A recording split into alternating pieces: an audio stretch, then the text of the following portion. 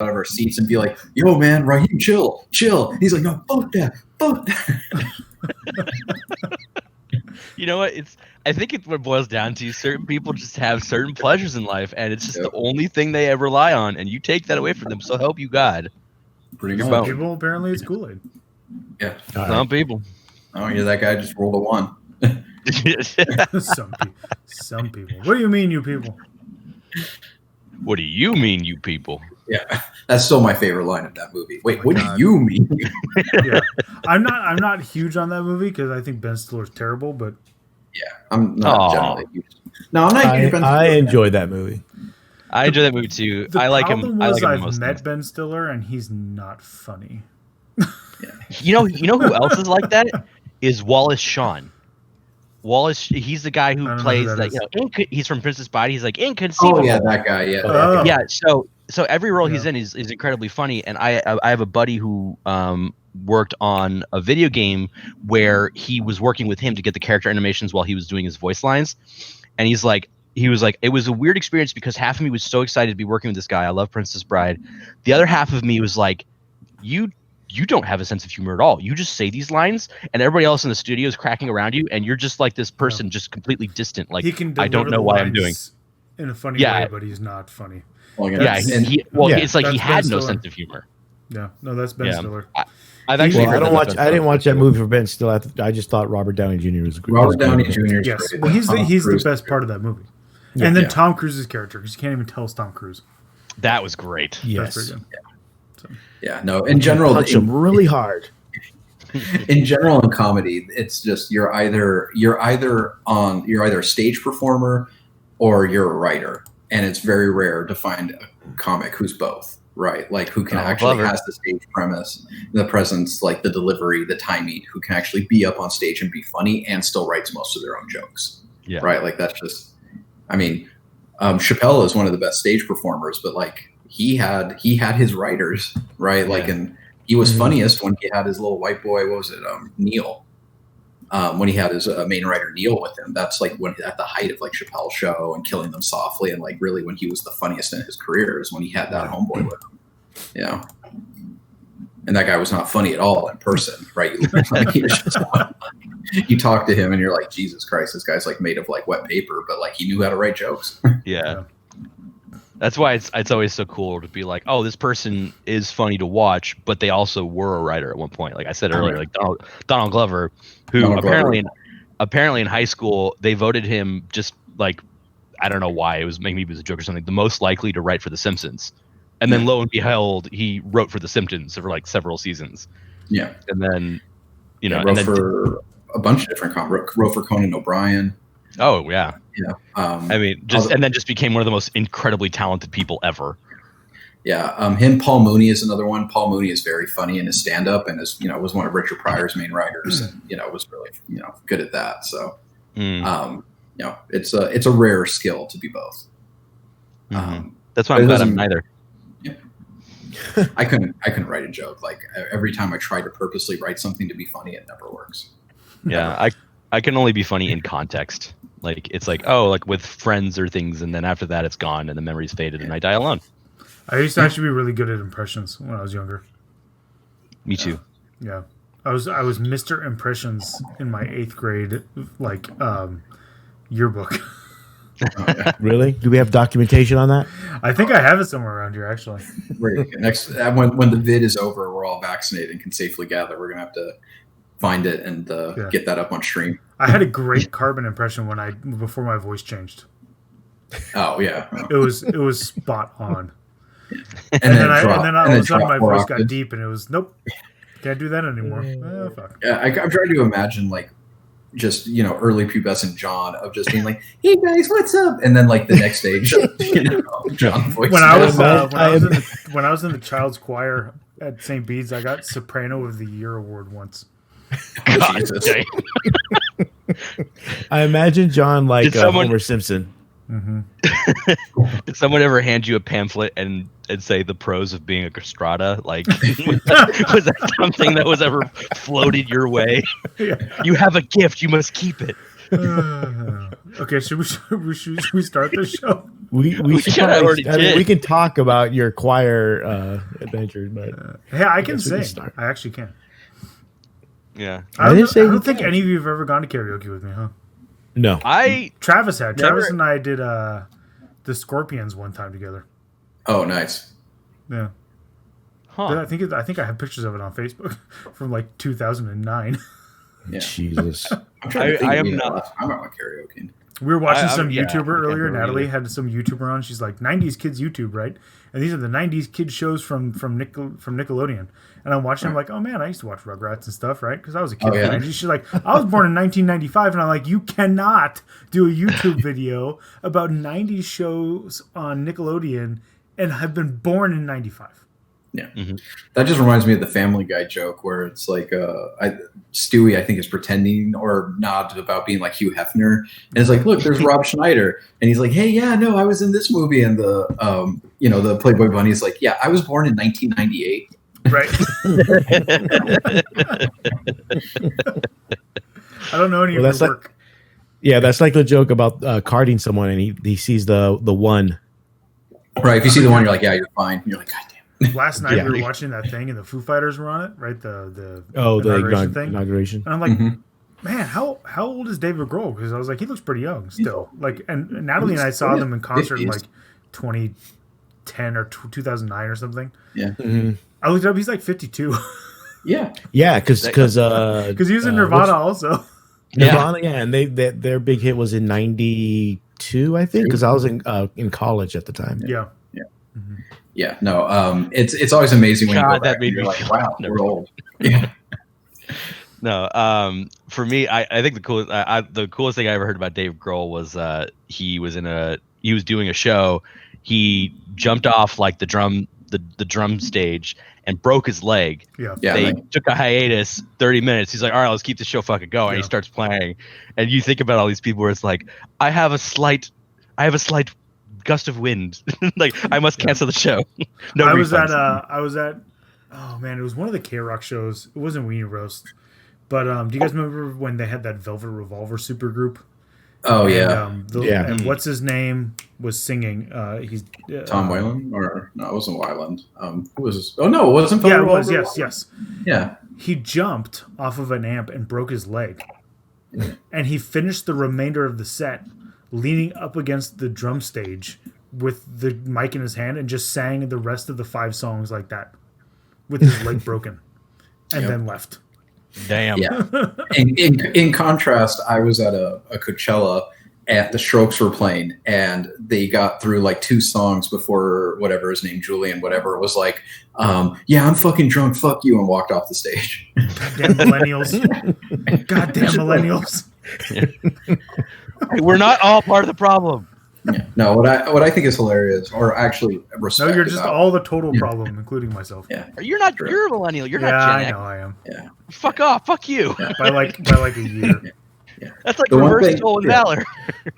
The one thing you can say though most about Dave Grohl is he's never tried to redo Nirvana. Right? He's never like, here, I'm gonna release like updated Nirvana songs, and like no, he's just like, nope, that's done. Not even gonna try. Yeah, no. Let that be. that which is great. I like that he doesn't do that. He did actually say he still dreams about being in Nirvana. Like whenever he has dreams, he remembers those days specifically, and he hates what's her fucking name. Courtney Love. Yeah, everybody does. He's like, he's like, yeah, steel beams melting jet fuel, that bitch. I'm pretty sure in no uncertain words, he said like, yeah, she killed him. I mean, that's the theory. So, all right, we're 8 minutes into this thing. Should I count us in? Yeah, that might be. That might be good. 5, 4, 3, 2, 1. You're on. Hey, everybody! Welcome to another episode of TFG Radio. As you can see and hear, or should hear soon, everybody's here. We have Danny. Hi. Once again, Tom. Hello. And John is back with us for the new year. Hooray! There's no reenactments right now, just with the inauguration and everything, all the it's well, I thought I saw him in the parade. No. There's a stolen valor. playing. I wasn't here last week because I was in the Capitol, or the last time I was in the Capitol. Getting ready for the parade. Can you clarify what day you were at the Capitol, sir? That's a very important question these days. The 4th to the 7th. oh dear. Oh. Yeah. That's a joke. That's a joke.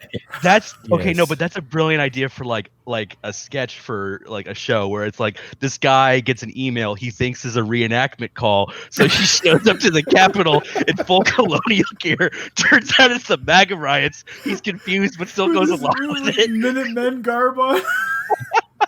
And he's like, this is so much good. Like, wow, people are really getting into this, you guys. Like, this is awesome. I guess I can write jokes. It's just one every 10 years. And then that dude gets arrested of everybody.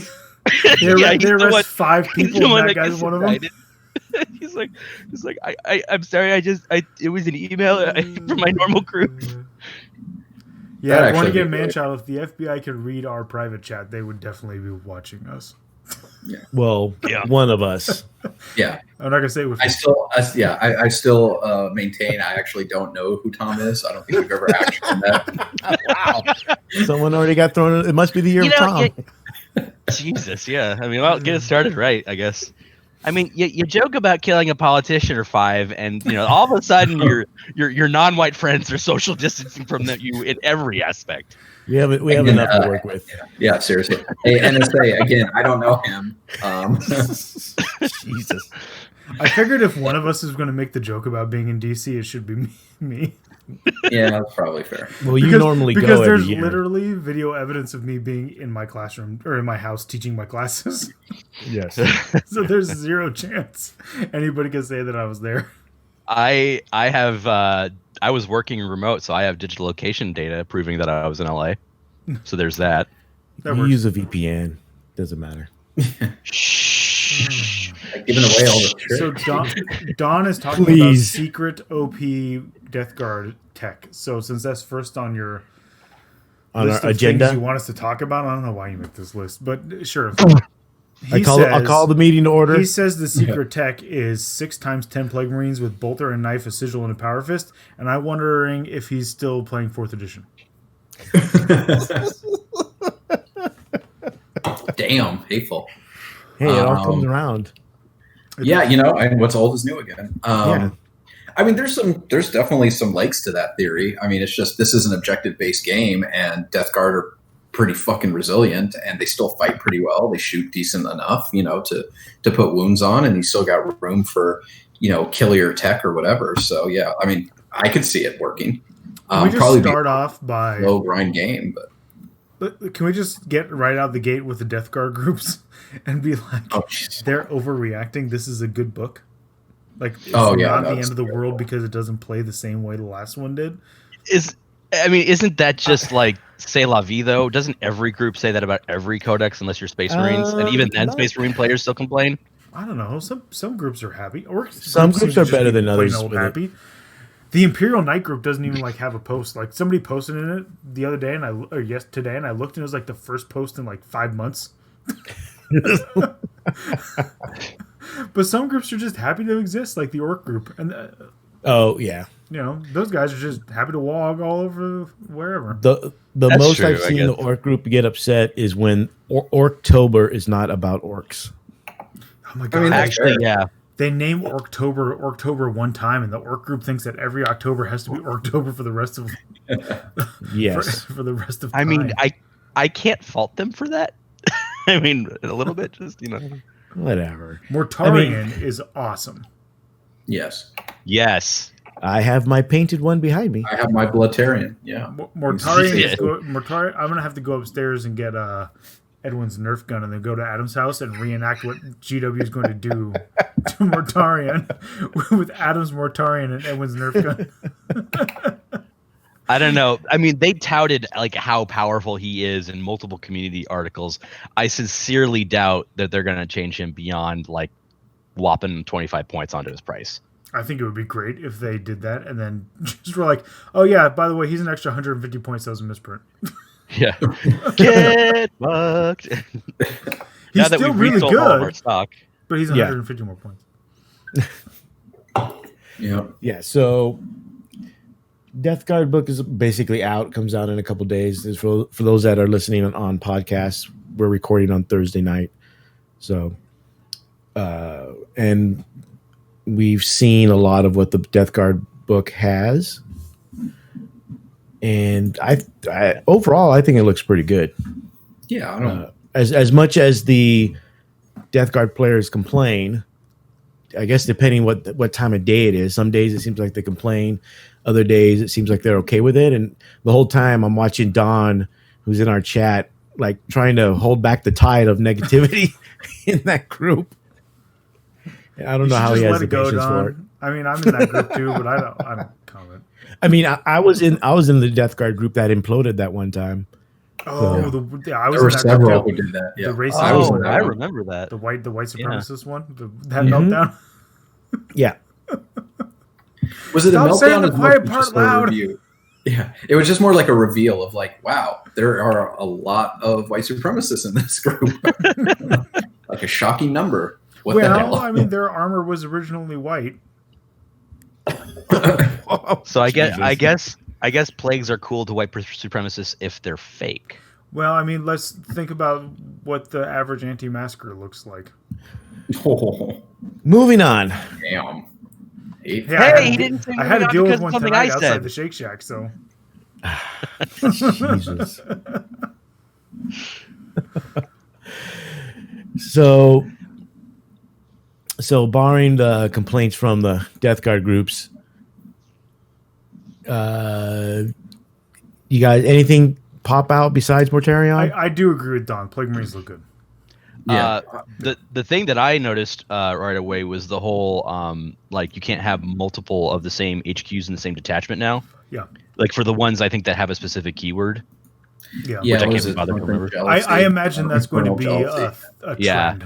If they're Yeah. doing it with this one, I bet it's going to be a trend. It's Well, yeah, probably 'cause something they- they hadn't thought of yet when they did the first codexes, but now it's Yeah. Well, they Well, did it yeah. with Space Marines. well, they also did, but they first did it with Tau, actually, Right. back yeah, in but 8. and nobody knows the Space Marines because they have 8,000 Oh, HQ yeah. choices, so it doesn't Jesus, matter. yeah, they do. Not to mention which Space Marine HQs are generally you do want to bring a variety of them if you're bringing them because each of them fulfills different roles. Like very rarely would you want to bring multiple of some kind, and even if you did, you would end up throwing them in different detachments anyway. And it wouldn't be that big a deal of like, oh, you can't have 2 Phobos captains in the same detachment now. Well, here, let me just okay, I'm swapping them with my librarian. I'm good. Like, I mean, don't yeah, give but, yeah, don't give a 'cause- shit anymore. Yeah, Space Marines have so many HQs, it doesn't matter. Like even the smaller codexes, like Space Wolves. Oh, I can only have one Wolf Lord. Okay. I think it's nice. I think I think it gives more design space to where you can make characters stronger without worrying that people are just going to, take one battalion and, pack 3 of, 3 hero hammers in there. It There you go. also makes Wicked the smart. game more like the books. I'm not a huge Right. make the game like the fluff guy, but there are times where it's like, okay, why would there be 3 jump pack captains with Thunderhammer and Storm Shields Right. leading this single company of Space Marines? That doesn't make any sense. It's because of my fucking narrative, okay, you asshole. Well, forge a more realistic narrative in the fictional world. Shut up. Incoherent blabbering. But yeah, no, I get, no, I actually do. Yeah, I'm with you. I don't want it to be like a 1-to-1 ratio of book fluff to rules, but I like it when the closer it gets, right? Like, so like there are certain things where it's basically the Doge meme where like you have the super buff Doge and then the weak Doge, and like there are certain. Yeah, and there are some units in 40K where it's like in the books they're like, oh my god, and like and in the game they're like, I moved. Like, yeah. I had maneuver. Don brings up a good point. Like 2 Chaos Lords would never share a detachment. Right. Like the Chaos Lords are so far gone and so insane. They're never going to share a detachment with another Chaos Lord. That's just preposterous. Right? unless they're Alpha Legion and they don't know the other one's a Chaos Lord. God, I hate the Alpha Legion. That's the only time. I hate Alpha. As with always, it's always the Alpha Legion fucking things up. They're the Mongols of history. They're always the exception to everything. Mm-hmm. Except the Mongols aren't as annoying about it when they're the exception to everything. Hey man, because they don't know. No, it's because Genghis Khan. I feel personally attacked right now. You should with your stupid Alpha Legion army. Yeah, I love it. Hey, you still have Grey Knights, right? In all 4 games I've played with them. That's fine. I'm just saying you still have them. You're not planning to sell them, right? I see. I have a really hard time ever getting around to that. No, I mean unless you're making an offer I can't refuse. But no, because I have Grey Knights partially built, and I'm thinking I should sell them. But I'm not buying going to if you're going to, because we should have Grey Knights to play at some point when we I actually see. play again. Yeah. And yours look much nicer than mine are going to look, because yours thank you. have all the Sigmar conversion guys. They have the Sigmar conversion guys. They also have the custom marbling base that I did. Yeah, and which mine are just I will be never do again, but they look so good. Right, mine are just going to be the GW stock models. Yeah. So yours will look way cooler if we ever get to play with the stream games again. Well, I guess this is the year of complimenting Tom. Yeah. I'm liking this. Yeah, I'm not liking this at all. I'm not liking this GW John. I don't know what happened to Salty John. I mean, I can only bag on Tom so much. Yeah, right. After a while, he'll play that's a quitter's Knights. attitude. I'll play some Knights and I'll beat him, and it'll be embarrassing, and we'll talk about how embarrassing it is that I beat him with Knights. Okay, there. But then I'm the one that somehow. But then I'm the one that somehow gets a free drink out of it. So who really won? Yeah, because we'll probably play at my house, huh? Yeah. I mean, that's fine. Well, no, really, Tom wins because you're giving him attention. Right. This is true. I'm not denying this either. I am a middle child. I will forever love attention, negative or not. The Total Wine and More by my house has these big tall cans of hams for like nothing. It's interesting. Oh, really? The one on Colorado? Yeah. Don't tell people where I live, Tom. Fuck. Where? I said Colorado. Tom, it could be a doxing state, everybody over here. I know, right? It could be a state. I mean, as far as we know. We've talked about how we Colorado River. No, I know. I'm just kidding, Tom. I'm just kidding. You didn't say. Well, wait. What's What's the ABV of them hams? I don't know. Fuck it, I don't know. The one other thing mentioned. Clearly, I have a priority when I get beers. All right, you can stop now. What we mentioned the infernal jealousy with the lords, but there's also the infernal jealousy for the diseased minions, which limits how many poxwalkers and cultists you can take. Now, nobody's going to take cultists because the poxwalkers are cheaper now. Yep. But they're limiting poxwalkers to only basically one per bubonic Astartes core infantry unit. Well, which again, as a fine design choice, but I think that's great. It encourages you to take Plague Marines because, like, you're playing Death Guard, you should be taking Plague Marines. Mm-hmm. But again, Plague Marines aren't bad, so it's not like you're handicapping yourself here, right? Yeah, that's like, the thing. This is not complaining as if they're being handicapped, but Plague Marines are good. Right. Yeah, it's like, okay, in order to have this hamburger, you also have to have this $20 bill. It's like, man, I didn't want a $20 bill. Like, what is like? I mean, that's. Don't or give this me hamburger good has mustard on it. Don't give me good things with the quasi good things I want. Right.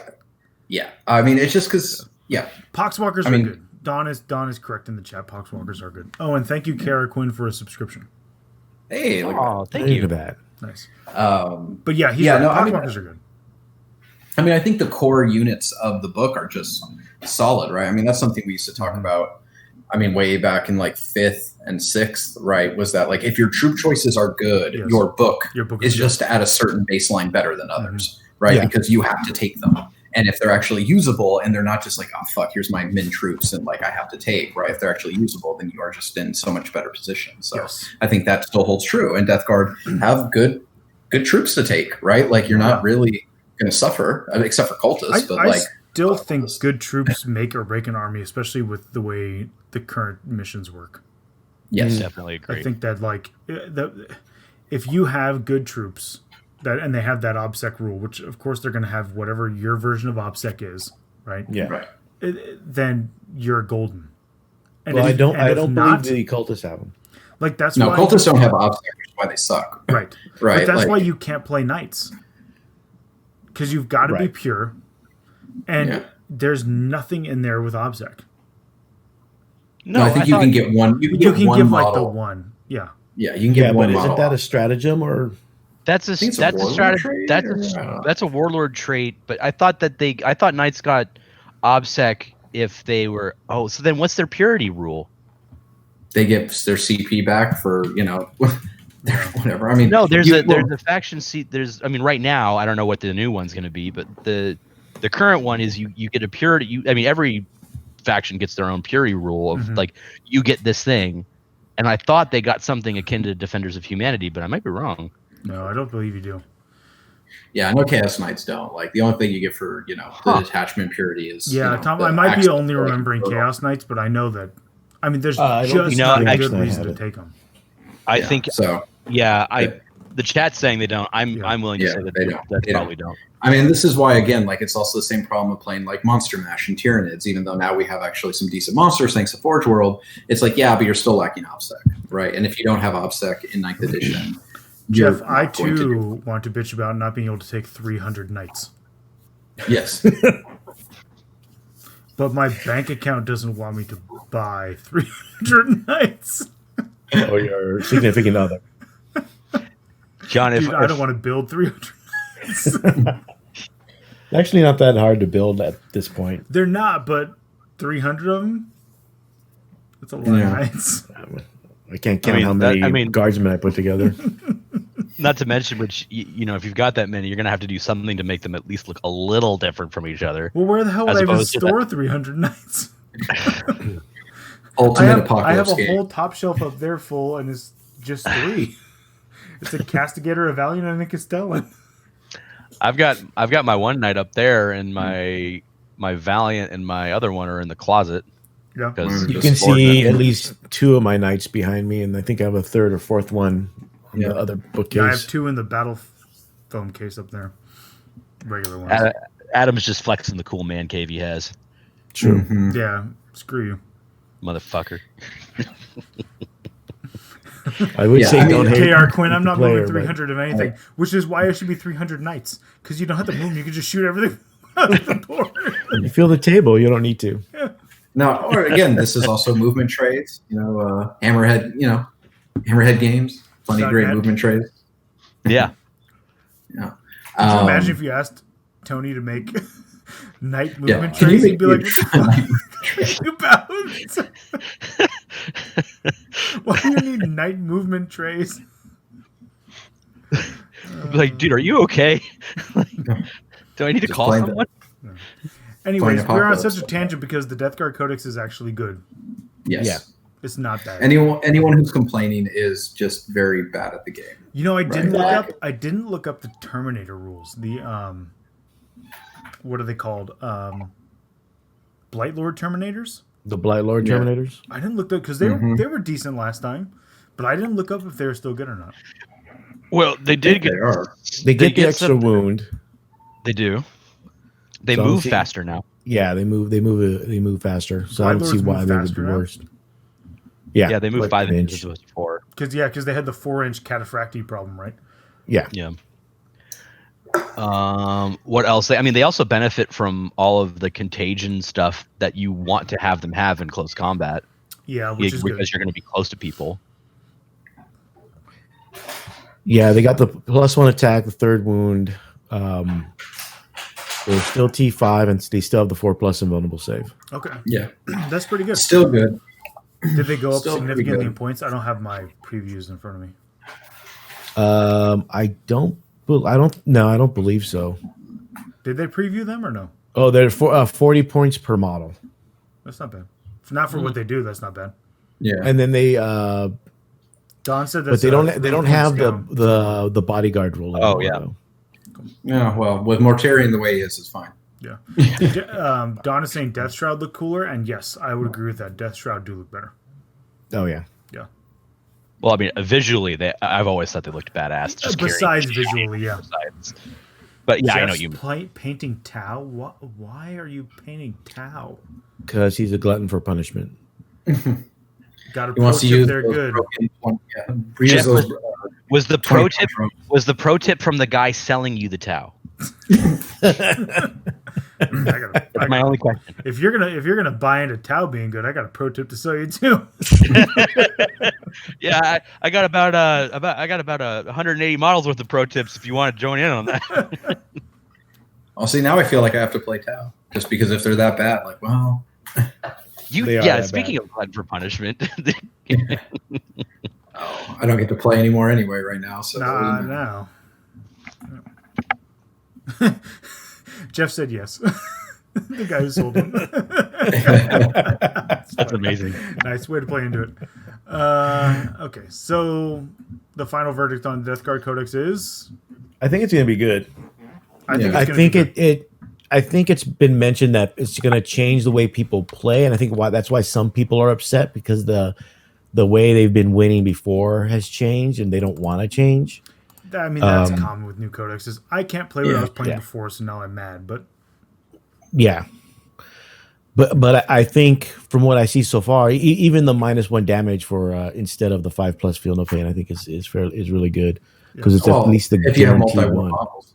Yeah, it's multi-moon waddles, right? Like if it's worse on obviously on like boxwalkers and cultists, but you want to be taking Plague Marines anyway, where that that is just strictly better, right? Like and if you take Poxwalkers still have the 6+ feel no pain, and they regenerate. Yeah, the regen is good.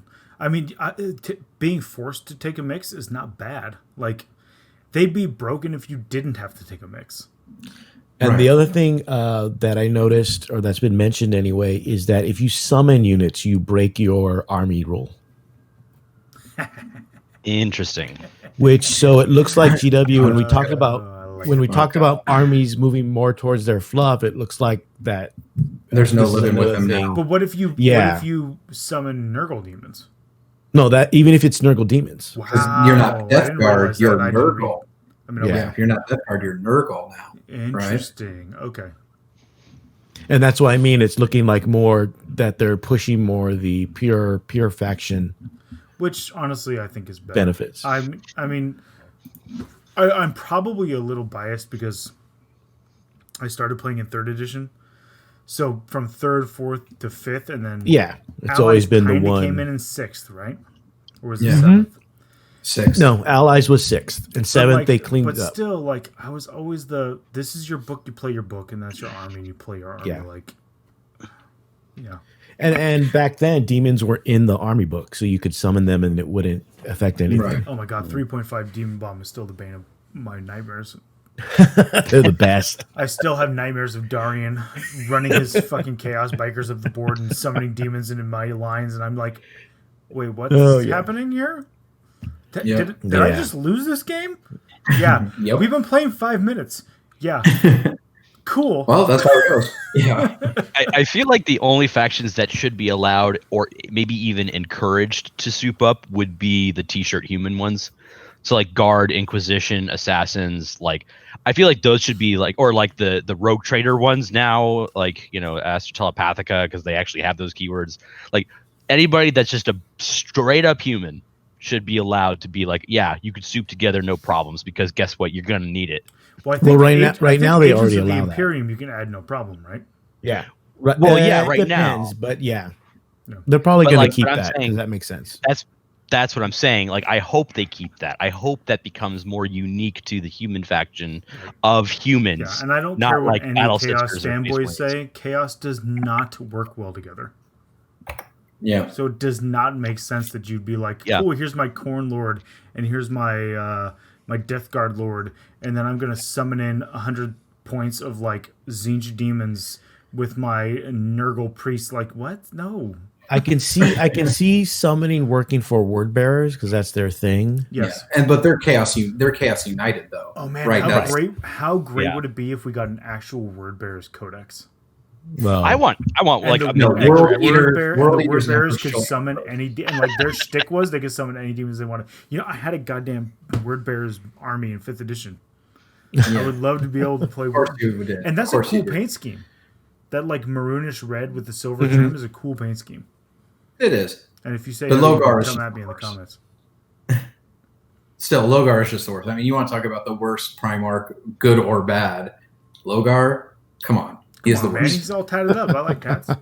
He does some great. Oh my like, God, Dad yelled at me. I hate you now, Dad. He didn't just yell at him. He God. bitched his entire legion in front of an entire other legion. and then his brother put a mace in his chest. Yeah, well, when Dad tells you, like, hey, don't call me a god. I'm not a god. And you're like, he's a god. Whose fault is that? Yeah, I mean, I guess. Logar has some great monologues and soliloquies and like philosophical in the lore moments, but then when it comes to the action, he's a total bitch.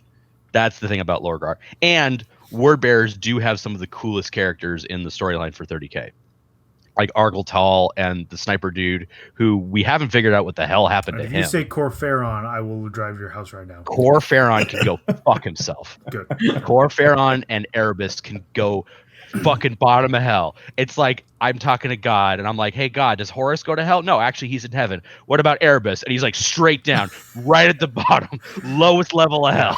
You know, the various people who wrote Erebus, because it was so many different authors, did a really good job in continuity of making him a unredeemable piece of shit. Yes. Yeah. The worst. Yeah. Yeah. From the get-go. Yeah. Yeah, which is like, and that's the other thing too, right? Because what's his name? Oh my God, I'm blanking. The Emperor's basically friend, his only real friend, Malcador. Malcador says of all of the Primarchs, the one he is the most sad he saw at fault to chaos was Logar. Yeah, because Logar was like the religious, like fervor spirit of there was no reason for him to fall to chaos except but Dad because there was something beautiful. Well, it's because there was something so beautiful and inspiring about him but then like he fell because he's a little bitch, you know. It's like, and he could have been like, you know, okay, I'm gonna calm down. I'm gonna stop. You done?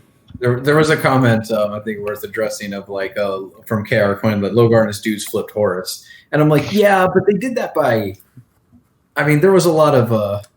There's a lot of mostly just Erebus. Yeah, it was a lot of Erebus. There's mostly Erebus and the dude that stabbed him, right? Yeah. Yes, when he had to get stabbed first for it to take. Yeah, it's not the same as like convincing him through weight of argument or anything. It's like, hey, we're going to put you in this situation where there's really only one answer unless you want to die. Right? Like, you know, which isn't quite the same thing. That scene with Lorgar, though, on Cadia, where he kills the custode to finish the blood rite, right? That was pretty That crazy. was a pretty great scene. Like, I actually really like that book. Aurelian. Oh yeah, I love that book. Yeah, that's not this because that also paints the story of Argletal and how much you think he's awesome, because he's like, I don't believe in the gods and I hate chaos, but I'm accepting this demon and this demon is my friend, and the demon is like, yeah, actually we're cool, bro, and like they fucking wreck people. Then he becomes like best friends with Karn, gets betrayed by Erebus, and Karn's like, this motherfucker killed my boy, and like Karn basically almost kills him in the death pits, and it's only because Erebus is a little fuckwit that he escapes. And even Karn is like, if I see that motherfucker again, I'm gonna murder him, and not because I'm a world eater. Yeah, I liked Aurelian better than I liked the one about Mortarion, the hidden dagger. I like Silent Dagger a lot, actually. I like Silent Dagger a lot. I liked Silent Dagger, but I liked Aurelian better. The best Death Guard book, in my opinion, is Lords of Silence. It's a 40K one, and it's around the turn of the Indomitus Crusade starting, and it's about a plague war band, and they're answering the call of Mortarion to join the new crusade. And Mortarion drops some mad lore the one chapter that he's in, and the writing's really good, and it does a really cool perspective of like, oh, these guys are totally Nurgleized.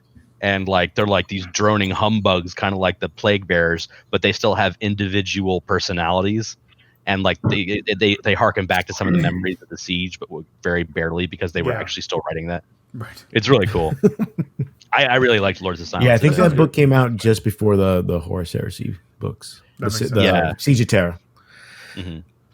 The one thing I hope they would bring back, which was I think it was in the 3.5, was the old animosity rules for demons. If you remember that, John. Yeah. No, Danny. I do. That's Korn and Slanesh. Oh yes, Slanesh and, could work together, where they your can't work each, together. They like, literally can't. they had to make wasn't leadership check if they're It was, near each other. it was just a roll. It was almost like the orc animosity test from fantasy, where if you rolled a 1, they couldn't do anything because they're too busy like staring down each other. Yeah, squabbling. Yeah. That's fun. That's good times. Yeah, that's good times. Yeah, I mean, I'd be fine with that. Like, again, I really, I don't know. In my mind, I think it would actually be better with most of the chaos stuff to just like organize it around the gods, like god specific, right? Mm-hmm. So it's corn nurgles each, whatever, and then move away from the idea of like, okay, here's all these sub chapters. Less soup armies also make our jobs as judges a lot easier. Yeah, true. Oh yeah, God, just all the interactions. Okay, well, I have an attachment to this, and he just. So what's the wording on? It's like, oh God, yeah, exactly. God damn it! Just what does that mean? Just like, God damn, why can't you just be normal? Yes, with the mom yelling at the kid in the backseat. And the kid just screeching. The mom is the LVO judges, and the kid in the back is soup players. Oh God. I mean, it's not the days of 7th, Yeah, oh God, Taudar. So, just everything in general. Or Wolftide. God bless Wolftide. Taudar. How is Taudar ever like an actual thing? The fuck? It was a hell of a thing. I know it was. It was a hell of a thing. 3 Riptide. I don't miss that. No. But so if you're playing Death Guard, don't be worried about it. You'll be fine. It's gonna be a good book. Stop Play more Tarnians and Plague Marines and Poxwalkers. Walk across the table, don't die, and have fun. Yeah. So moving forward, it looks like we have another preview coming up. This is coming Saturday. As I mentioned, today's Thursday, and Saturday we'll have a preview. Are you talking about the leg? But no, because they're doing a preview show Saturday morning. Yeah, I'm talking about. I'm assuming this was probably supposed to be the preview for LVO, most likely. Probably. Because I want to talk about leg. Oh no, I'm sorry. Yeah. Oh, I just made myself sad. Sure did. And so since LVO isn't happening this year, we get the preview instead.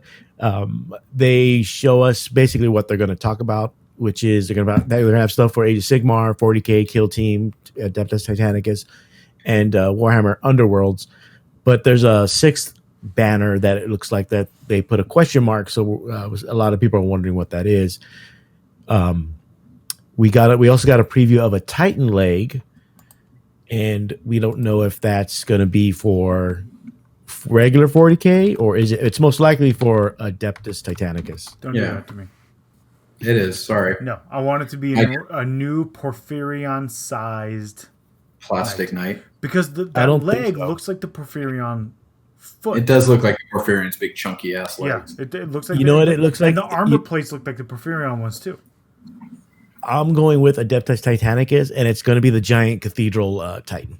Oh, the Imperator or whatever. Yeah, the Imperator Titan. That's. I remember. That was one of the one of the first PW models I ever owned. Was the plastic Imperator.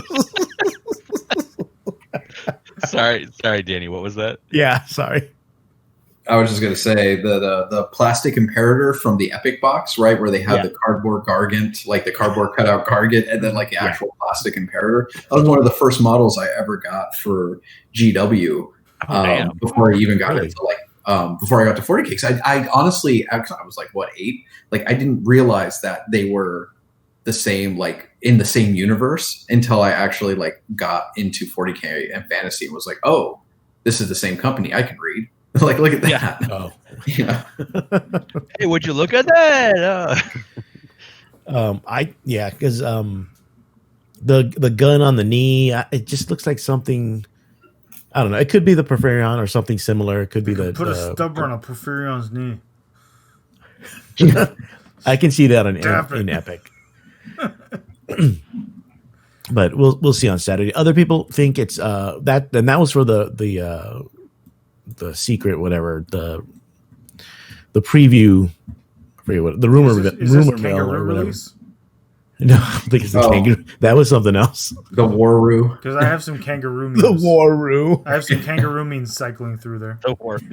Yeah. I'm excited for the vampire count stuff. I'm not gonna lie. Yeah, that's cool. Like, You know, if they really wanted to troll the Aussies, they could have, instead of done a kangaroo guy, made an emu army. Oh God. Okay. I'm also open to calling them battle kangas. Just throwing that out there. Yeah, I like Waru. Do you guys remember Battle Battle Kangas. Dinos? Is that the name of that cartoon? Which one? Was it Battle Dinos? What was the name of that cartoon? Yeah, Battle Dino Riders, was that? Dino Riders. That shit was great. I don't know why. Toys. Those are great toys, guys. Yes, they were. The first thing that popped in my head, speaking of 90s, when you said that, was Zoids. Oh, Zoids. They still make those. Zoids.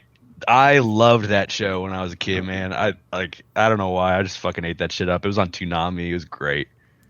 The lady with all the bats in her hair, that's a vampire count one, right? Yeah. They're having. Her too. I think that's one of the underworld warbands. Yeah.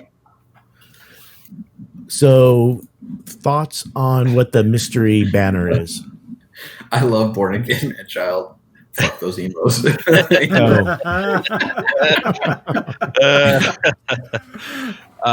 So do we think it's a game, or is it like a codex or a model, or like? I think it's a game. I think it's going to be a new game. Yeah. You think it's going to be fantasy? They're still Square-based fantasy, the old world fantasy. Well, but they already announced that, right? I mean, yeah, they already announced that though. But do they have a banner and stuff for it yet? Yeah, they do. Yeah.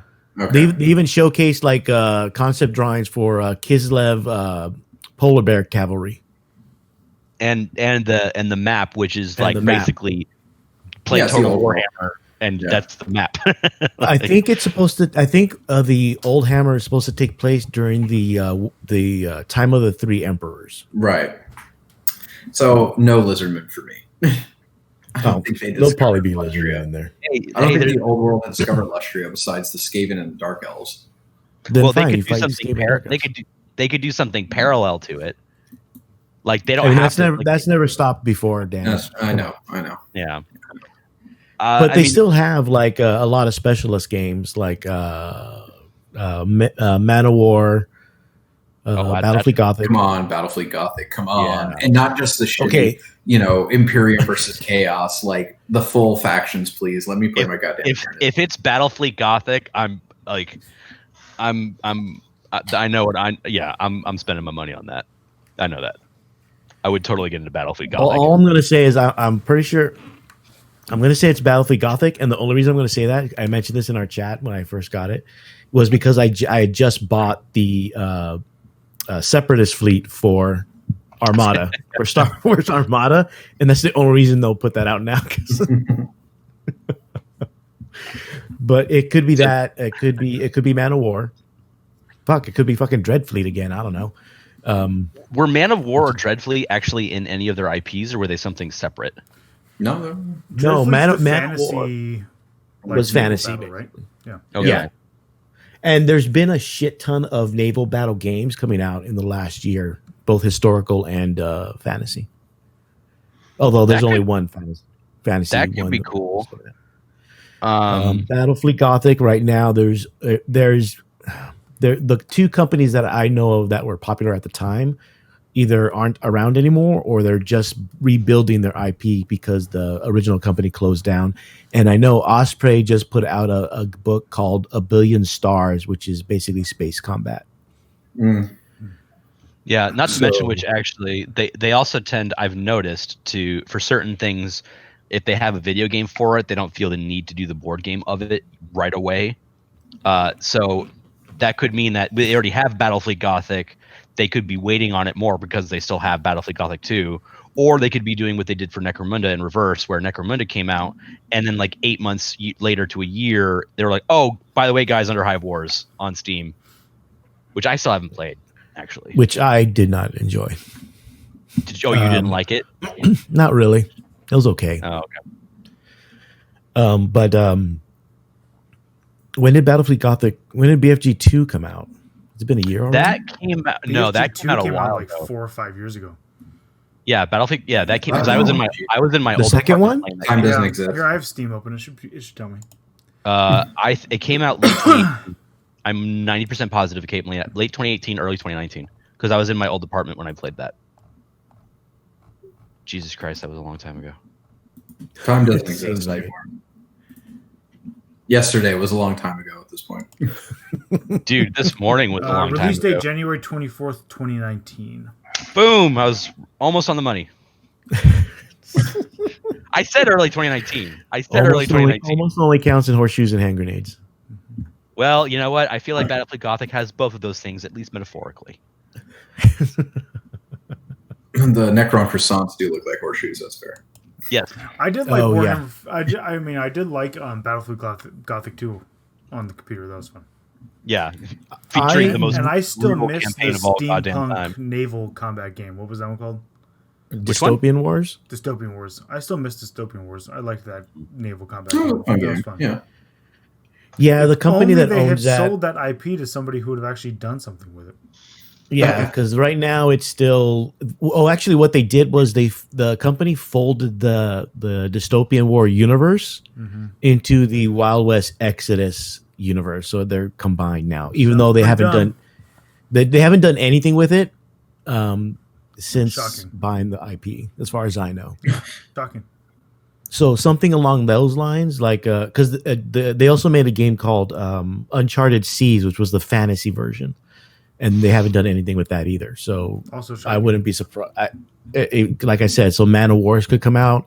I know Mantic is coming out with a game called Armada that's fantasy based. So and all those games and companies I just mentioned are all in the same area in the UK. So I wouldn't be surprised that they all know what's coming from each company, and so are making plans to thwart each other. Yeah.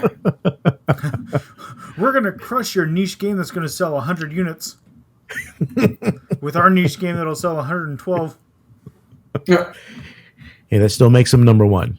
Yep. But I don't know, Danny. What do you think, and John? And I mean, Battlefleet Gothic makes sense. It could also just be another random, like Dreadfleet. Like, I don't know who's really clamoring for Dreadfleet to return. Nobody is. Battlefield Gothic. Yeah. Especially it makes sense because they have been coming back out with the specialist games to kind of retake that market share, right? And so that's really the last big one that they haven't put back out, right? What I would love is if they went from Adeptus Titanicus to actually the full blown Epic. Right, see, that was an option. But wouldn't they just put it under Adeptus Titanicus? Or do you think I don't think they would rebrand, have it here's Adeptus Titanicus, and then here's Epic. I think they would. I don't know if they'll do that. I don't know if they'll release hey, here's your Space Marine Legions for Titanicus scale. No, I don't think they will. I mean, I don't know. If it got popular enough, maybe, but I don't know. You know what I think it is? It's Plastic Thunderhawk. We've only been saying that for 15 years, right? Yeah. It's been a long time, yeah. It's been a long time. Plastic Thunderhawk. It's almost in the squats range of yeah, right. Coming never to be bringing back squats ever. I would love to see, I don't know. At this point, I feel like they're cheeky enough to just, especially they're making so much fucking money right now that they might just eventually get high off that and be like, fuck it, here's your squats again. How great would it be if they released squats and it's a giant ass codex, but it has 5 units? It's all fluff and then 5 data sheets. They have the Caradron overlords, right? They have the CADs to build space dwarves pretty easily. So I don't know. What would be hilarious is if they're squats are coming back and it was literally just Caradron overlords in 40K with maybe buy these Caradron overlord kits that we haven't sold and these 40K sprues that slap on icons. That'd actually be pretty genius because you know what? You know how many people would buy Would you like to play Chaos Squats? Here's some corn icons. Yeah. Oh, yeah. Although if they brought the Lamb Train back, that shit would be great. That was only an Epic, unfortunately. Yeah, but imagine that in plastic as the Lord of War for the Caradron Overlord. No, Sad Squad. Sad Clown. I'm saying no. They'll never bring back squats. That's my prediction. I don't know. My prediction is that they might actually do it to just troll people. And knowing they'll make quick buck off it. It'll be a really limited run. You know, Don't give oxygen to this stupid idea. Look, man, I don't even know what this show is about right now. I'm trying to figure out what that new mystery banner means or what it could be. Just trying to fucking survive, man. Look, all I'm saying is if there's not a new night we're writing, that's all I'm saying. It's going to be a ride of one. Oh no, Bretonians! I saw plenty of. I'm sorry, I finally look in the chat. Like Yarkman saying, like Royal Bretonians army, no one painted. The most beautiful fantasy armies I've seen have been Bretonian. There were a couple when people did paint them, they were fucking fantastic. There were like 2 or 3 here in SoCal. Yeah, remember SoCal GW League for fantasy had a couple of Bretonian players who had absolutely beautiful. Every night was an individual. Like it was ridiculous. Yeah, I remember playing that guy. I'm trying to remember his name. He's an older gentleman. But oh shit, I can't remember either. But I remember we were playing, and honestly, he was just like, I crushed him with vampire counts, like absolutely obliterated him. But I kept being like, God damn, your army is so pretty. And we ended up just chatting about painting and things like that. And like he was probably one of the only like old salt veterans I played who was not just like super salty of like, yeah, I tabled you in 3 turns, right? Like he was a good dude. Yeah. But yeah, Tomb Kings. I had a Tomb Kings army. It was fully painted. They just sucked. But I liked my Egyptian skeletons. I thought they were cool. I also do love that, like reading the end times, because I have the whole end time set of like when Cetra is defeated and like revived by Nagash, and like the world is over, and it's the new world forming, and Cetra's just kind of like staring off into the horizon of like, one day I'll have my revenge, and they're like, oh yeah, forget about it. Whatever. We'll just drop that story thread. Fuck it. I love playing Tomb Kings in Total War Warhammer 2. I still need to buy that game now that I have a computer that can run it. The problem is mid-game, they get very grindy and slow to play. So it becomes boring mid-game. Yeah, well. But then you get the giant bone giant guys and stuff. The bone giants are pretty cool. Yeah. Those models look dope. Spiky Bit says GW Insider says squats are on the horizon. Cool. Yeah, that's what everyone's going to take us out of context of us bullshitting. We've been saying, people have been saying squats were coming just as long as they've been saying the Plastic Thunderhawk is coming. One day, somebody will be right. One day somebody will say it, and then it'll happen. We're going to see Half-Life 3 before we see squats. Wow. That's a statement. That's hateful to say. Why do you hate people? I know, we were just joking around, and you really fucking take it. You know what? I am one bitter ass motherfucker at times, and I love that game. That game was so good. Oh God, I loved it so much too. So much. What do you guys think of? I know Tom won't remember this. What do we think about Mordheim? Someone mentioned Mordheim. Oh yeah, Mordheim. I mean, that could be cool. I like Mordheim. That was a fun game. I know what it is in concept. I have seen the name on a box. It was a little too crunchy at times, right? Like it's. I would hope if they did it, they would update it to be a little more streamlined for ease of play. But like it had a great progression system, right? Like it really did feel like after a few games, your warband actually felt unique, right, and meaningful. Yeah. Well, you can almost say that about any of the specialist games that are not back in print, because most of those were developed in the 90s, and game design at that time was a bit different. Like how we talked about how Andy Chambers likes his charts. Yep, charts on charts. Charts. Yeah, and Battlefield Gothic had a lot of that.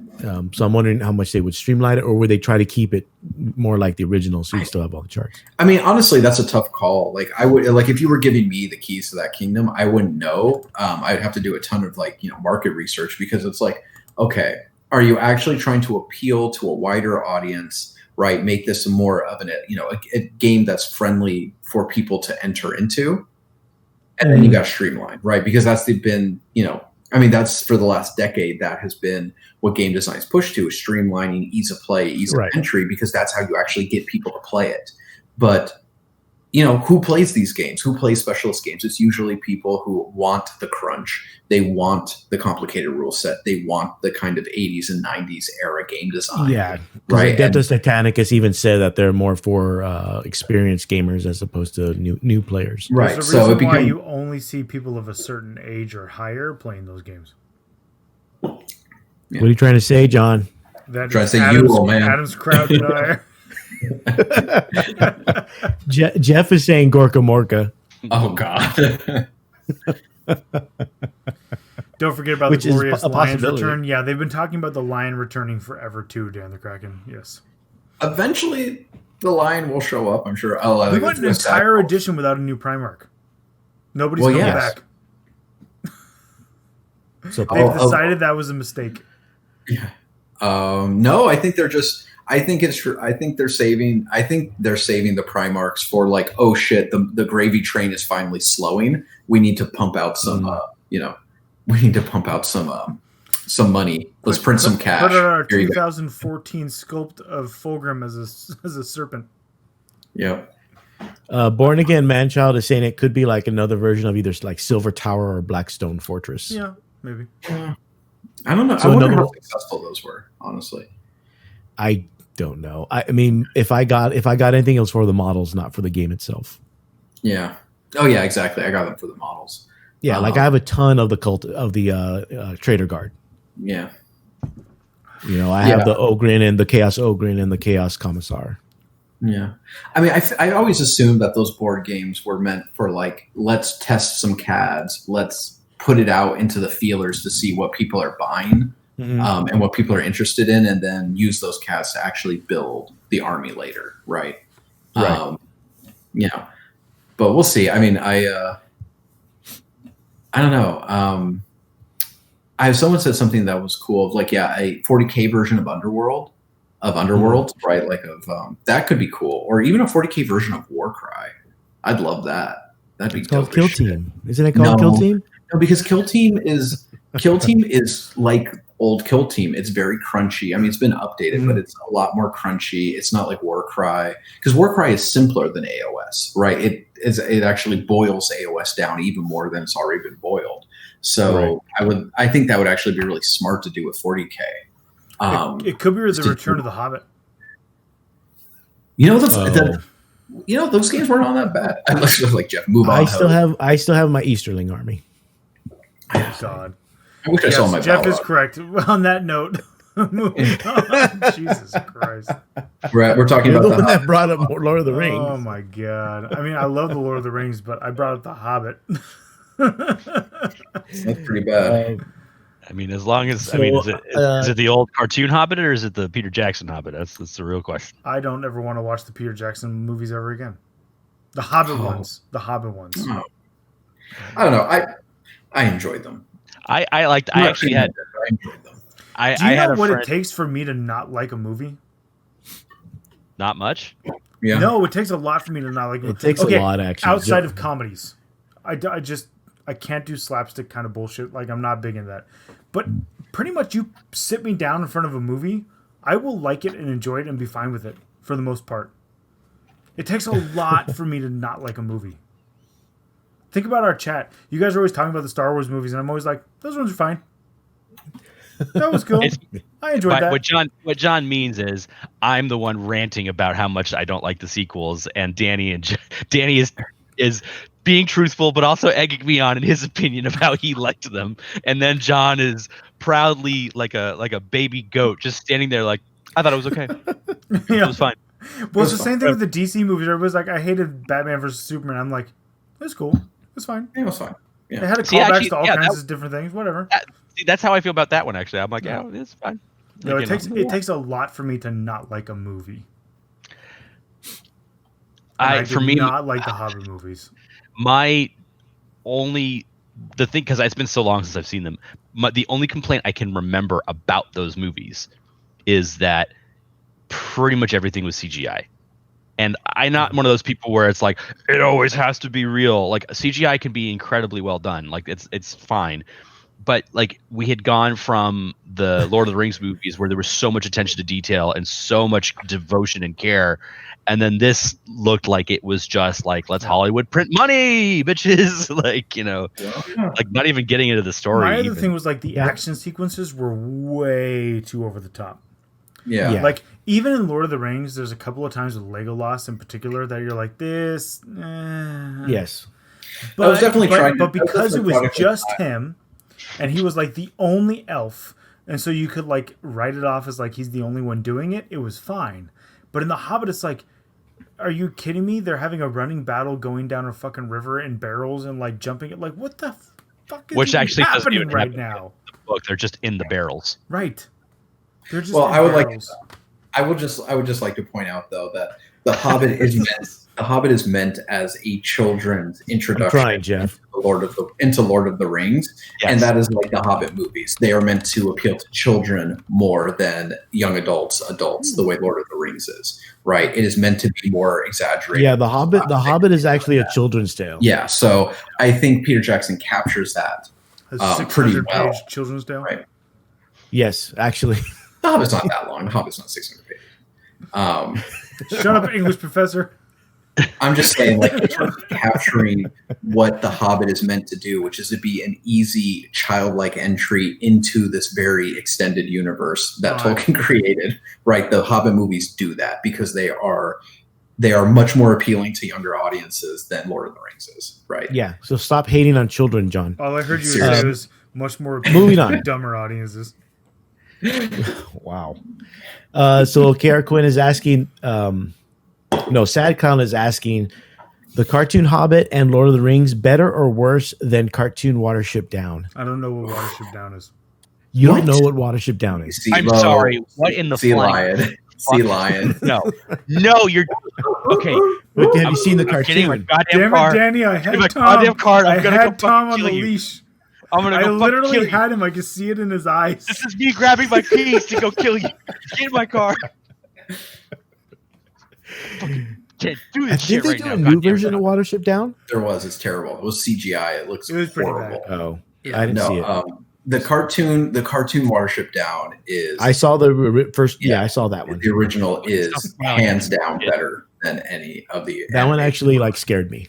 Well, yeah, because it's traumatizing as shit. I mean, that's the thing. Like the best, the author Sherman Alexie said the best children's stories are written in blood, and it's absolutely true, right? Like Watership Down is amazing, and I think required viewing for all young people, and let them be traumatized the way we were all traumatized by it. You know, I don't know. I found it like let them see Big Wig. I found it Let to be them a see rather what- uplifting adventure. Sad Clown, the Lord of the Rings trilogy has to do with World War I than the Hobbit. Yeah. Yes, the trilogy does. Yeah. Like, what is it? Pelennor Fields and like. Yeah, it's there's all kinds of sorts of correlations you can make throughout through the whole series. So moving forward for Jeff's sake, for Jeff's sanity. Recently we had a few. He's got to deal with Alan on a regular basis, so we should move on for his sanity's sake, just out of deference to that. Recently, a question came up in Comp 40K regarding a model, and this had me thinking about modeling for. Yes, and it just had me thinking about modeling for advantage. And for those that don't know, modeling for advantage is essentially changing how your model looks in order to gain, as it says, some advantage from it. It can be almost anything, whether it's easier to see or easier to hide. The big joke was basically taking a Wraith Lord when those used to be a thing before there were Wraith Knights, taking a Wraith Lord and putting it in a prone or kneeling position in order to hide it better. Or in 5th edition, it was the Peakerfex, where you would take a Carnifex and put it on a tyrant leg so it stood up and you put its head up. So this is when you used to draw line of sight from the eyes of the model. Remember that bullshit? Yeah. Right? So it could if it look had over terrain. If it had eyes. So it could look over terrain and shoot, it was. Or the guy who made his Sifleman dreads from Grey Knights with the extended legs so they could actually be over the top of his rhinos. So he could have the rhinos move forward in a line and the Sifleman dreads come behind them and be just the right height to be able to shoot over the rhinos. Yep. Fuck that guy. Yeah, so a prime example in terms of well, John, why don't you give an example of modeling for advantage that we saw recently? How recently? Like today. So, like, if you're literally using the model in a specific way and you've thought about beforehand how you're going to use your model to gain an advantage by the way you've modeled it, you're modeling for advantage. I mean, I don't know how to explain to you. If you literally have to ask, can I do this thing with how I've modeled the model in order to gain an advantage in game? The answer is yes, you've committed a foul by modeling for advantage. And the problem is, yes, the drop pod is weird. Like, the drop pod's weird. You've got doors. They open, they close, all kinds of nonsense, right? They are technically part of the model, and unlike 7th edition? Unlike 7th edition, where GW clarified that the doors are not part of the model. Oh, 7th. It was 7th, right? Because they got rid of it in 8th. It came right back, roaring back in 8th. It did, yes. John, there's no such clarification currently by My thing is, if every one of your drop pods is built with the doors so they can open, and every time you land one, you always open the doors as much as possible, you're clear. Whatever happens at that point. Yeah. Because that's how you always play it. But if you're like, well, sometimes I'm going to open the doors and sometimes I'm not, no. I have these drop pods whose doors are glued closed, and I have these drop pods whose doors are open, and I'm going to pick and choose which ones I put where? No. Can I give my quick impression of basically like how that entire conversation happened? It was basically, person, I want to model my model so I can take advantage of the game in a way that's not intended by the game. John, well, you can't do that. That's a foul. Person, I never. I mean, how dare you insinuate? That's basically what happened. That was that entire thing. It was like, I never. Oh, heaven me. Are you insinuating a woman of good standing, whatever? Jeff, I did do that. There's depending on the TO and the situation. But that was not at a tournament. And the situation surrounding it when the TO shows up, it could be considered, or it is considered, at least for Danny and John and I, it is considered a violation of the code of conduct because you're willingly trying to gain an advantage by modeling. And we would issue at minimum a yellow card and a red, depending on basically your reaction, and if we've already told you not to do it before. Yeah. Even if you, no, go ahead, Danny. I was gonna say, I just feel like let's do the test of let's remove the model from the equation to an extent and substitute another model of like, oh hey, I've got my Keeper of Secrets, like my big, awesome Halexi, whatever, but Bane, right? And I've also got my old, 4th edition metal one. Oh, am I playing a gun line? I'm gonna use my old 4th edition metal one, right? Like, would that be cool? Would that be okay? It's like, well, I've got several of these, and blah blah blah. It's like, no, you're clearly choosing which model you want to use based on the situation that's modeling for advantage, right? You are using the physical dimensions of the model and altering it or changing or substituting it in order to gain a real game advantage. Get fucked. Like, just what it is, And yes, drop pods are annoying. It's understandable. Like, I built drop pods. Some of them, those doors opened. Some of them, they did not because I got frustrated and just glued that fucker tight, right? Like, and that's fine. That happens, but you've got to be really consistent then. And like when I have played them, it's always been, okay, 2 of my 4 drop pods don't open, so they're all just going to assume to be closed, right? Like that's the only fair way to do it. When I was playing Battle Company in 7th, I think it was 7th. 7th. The drop pods that opened were all the ones that carried my OBSEC troop choices. So because they were then also OBSEC, remember? Yeah. So that was how we told the difference between my drop pods that were OBSEC and my drop pods that were not OBSEC. Was if the doors were glued closed, but that was also an edition where it didn't matter. They were all assumed to be closed, if I remember right? Yeah. Something like that, but yeah. I remember in 7th they just clarified the doors don't count. Yeah, I remember playing my Castellan, and I was playing somebody who was playing demons, and I was like, hey, do you mind putting Magnus's wings on him? Yeah, God. And they're like, what? I was like, can you put Magnus's wings on him real quick? Because you have magnetized, right? Yeah. Clips them on. Cool. I can see Magnus's wing now, so I'm going to shoot Magnus dead first turn. Yeah.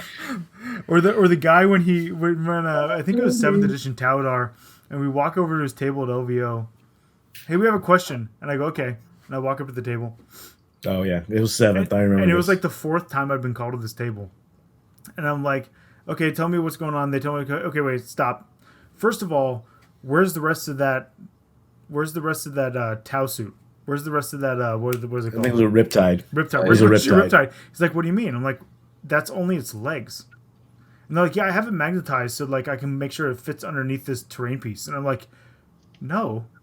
There's nowhere in the rules that tells you can disassemble your model to make it fit. People get really weird with the models. Like, they think that they can do certain things with them. And like Jeff was saying, yeah, one game we were playing it, and I couldn't see. So I took my Castellan's arm, and I was like, hey, look, I can see you now from the end of my barrel.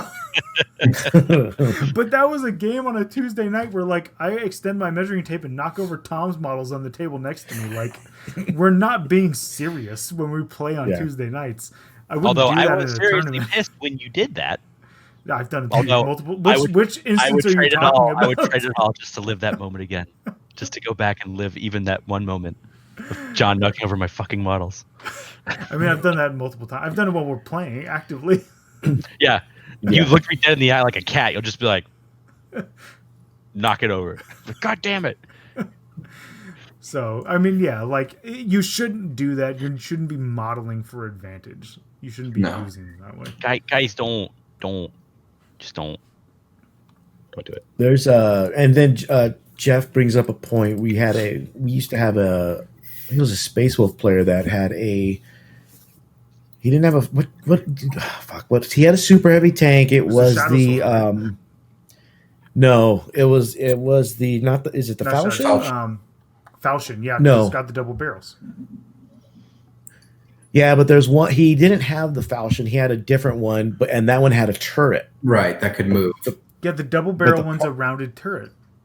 No, but the problem is, like, that's actually not the actual Falchion model. The Falchion model has its double barrel inside of like the main body, so it doesn't move. It's fixed forward. Yeah. Fellblade. Okay, so he had the Fellblade, and he was using it as a Falchion. Right.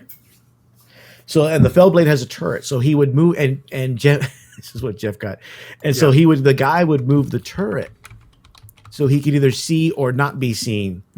Yeah. Stupid. And that even though that's a proxy and it was allowed, in a way that's modeling for advantage because because normally you wouldn't be able to move the turret because the Falchion is basically fixed forward. Mm-hmm. So things like that, things trying to do with the guy with the drop pod. There's the Thunderfire cannon. There's all kinds of examples. I'm gonna model my Porphyrion to be kneeling. There's that. My Porphyrion is gonna be taking a knee. Or there were a lot of kneeling Wraith Knights at one point. There were a lot of kneeling Wraith. No, dude, it looks cool. It's like Gundam. No guy. No. And there's the people that use Gundam models instead of Riptides and that's a lot. But who can tell the difference between Gundam and a Riptide? I mean, I can't. But the Gundams I can. Yeah, they're better made and more expensive. You know what? If it were not for the Tau player who uses Gundams and Riptides, I don't know if I would know what Gundams are. You should know what the teddy bear ones are. You've seen them. I don't believe you. And not because you just C-lined me earlier. I just don't believe you. Yeah, this one's not a C-line. I really am I was not aware of what Gundams were. I'm not a big anime guy. I was not a big Japanese animation person. You just talked about 90s cartoons. You couldn't watch any of those 90s cartoons without stumbling into Gundam at least once. Sure I could. Yeah. All I watched was if you watched Toonami. Yeah. Did you watch Toonami? No, I didn't watch Toonami. Because all through the 90s, now I just feel bad for you. All through the 90s, I did not have access to whatever channel was that Cartoon Network. Yes, it was Cartoon Network. We didn't get Cartoon Network where I lived in Locking Out until the 2000s. Wow. Yeah. Savage. I never saw any of that stuff. I didn't know. No. Toonami. When I started dating Natalie, when I started to date Natalie in 2001, that's when I found out what Sailor Moon was. My God. God damn. Because Natalie liked Sailor Moon. I mean, I And knew the internet was not prevalent. Like you had to like search out things on the internet at that point, right? Like you couldn't just like scroll through YouTube and go down a rabbit hole and find everything that ever existed. Right. Like you had to search things out on the internet. If you had no frame of reference for it, you probably didn't find it. I never found it. You could just surf GeoCities and random pages and find plenty of weird shit. I mean, I was An Angel Fire. I was just an AOL chat Oh, room. man. Yeah. So, Axis of Entropy is asking, how strict are y'all on substitute model size, and does it depend upon the event?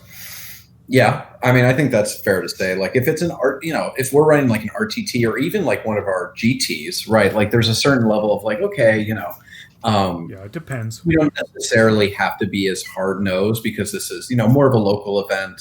It's a little bit more friends and family kind of thing. So we know most of the people attending, we can kind of negotiate. If there are problems, we can negotiate them rather informally, make sure everything's okay.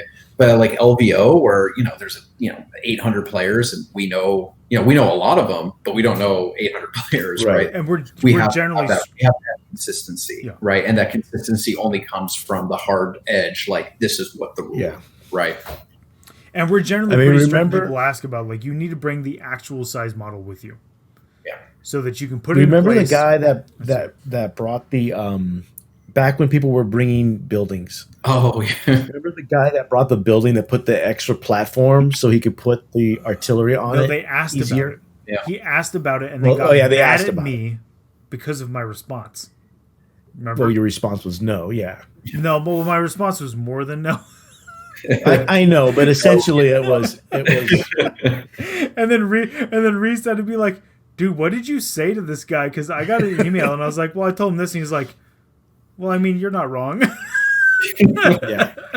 Basically, the guy added an extra, not an extra, but he fleshed out one of the floors so he could fit his artillery on there. Yes.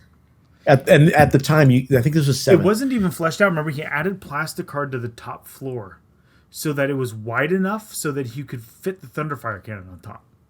Yeah. Right.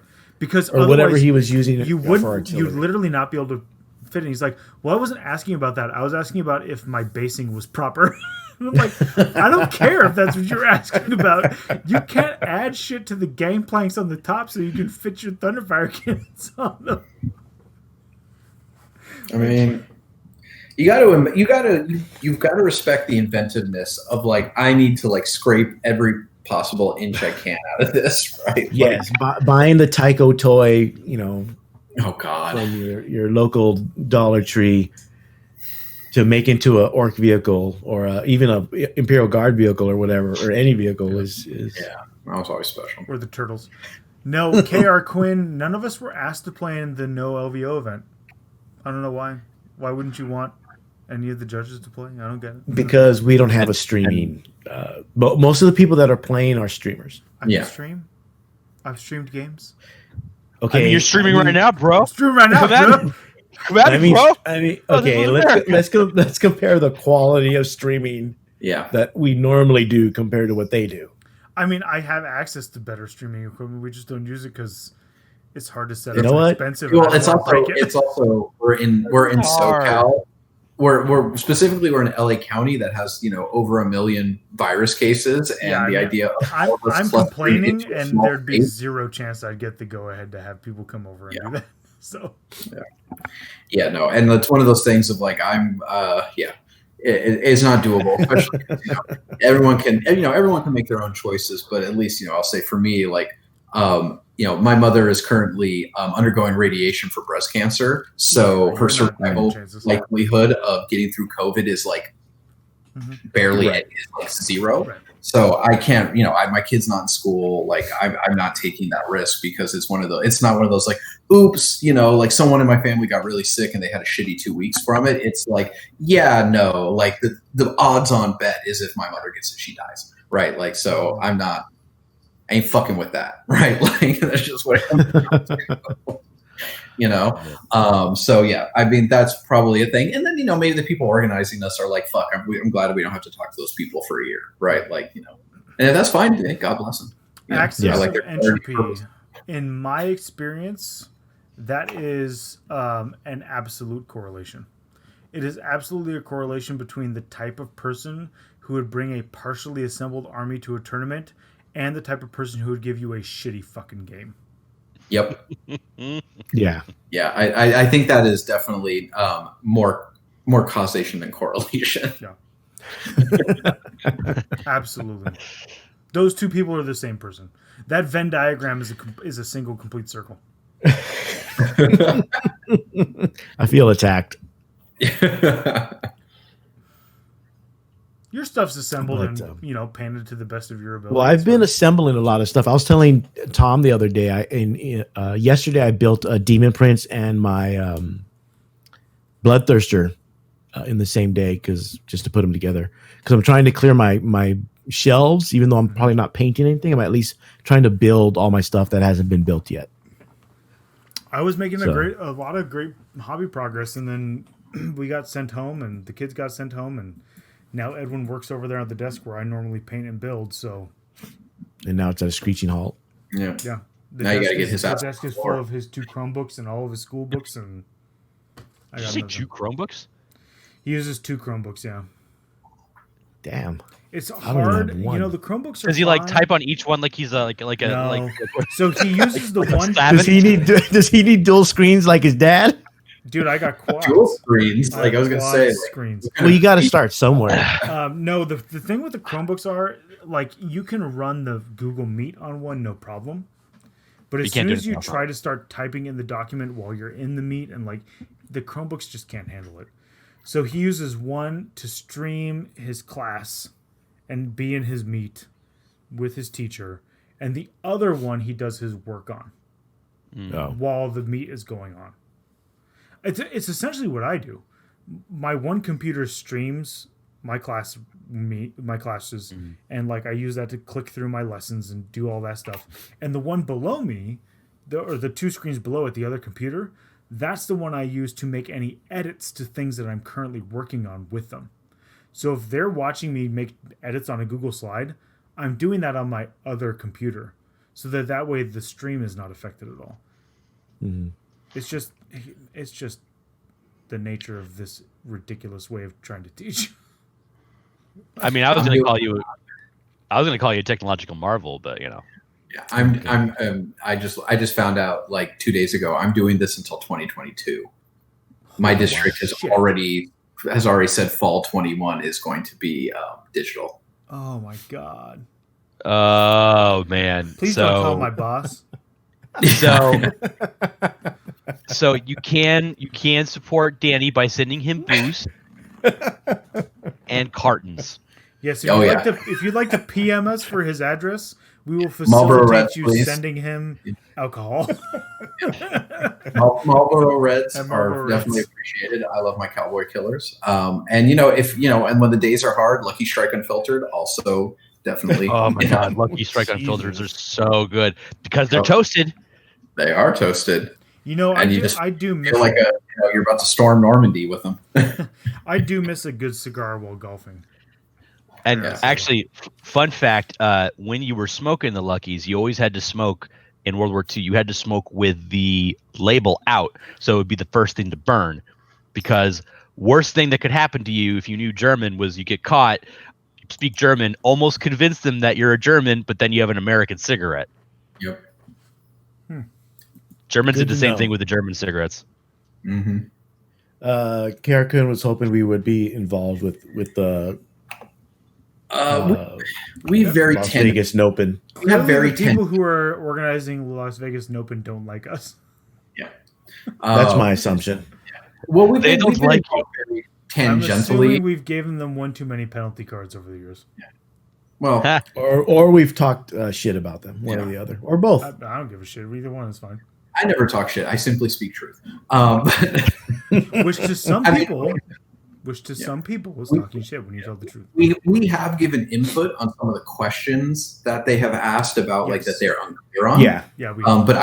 But that's more of in our role as in the ITC, as opposed to them coming to us directly with that. That's just more of, It's like when we get the questions and then we fill out the FAQ questions, and then those FAQ questions get sent to GW. It's the same idea. Like nobody asked us, but the input was given. Yeah. It sounds like my parents. Or anybody's parents, really. It sounds like my parents in reverse, where I'm there with my kids, and they start giving me input, and I'm like, I didn't fucking ask you about what you thought about how I should handle my kids, because you've met me and you raised me, so let me do this on my own. Yeah. So that's basically the latest on modeling for advantage. Yeah, just don't do it. It's this. I don't know. I never get over the logic of. I mean, I understand where it comes from, but it's just always laughable to me if people are like, "Okay, I'm going to do this thing that clearly gives me an advantage, not because of any tactical choice, but because of some kind of alteration to the game I'm making myself, right, to the model, and that's going to be okay."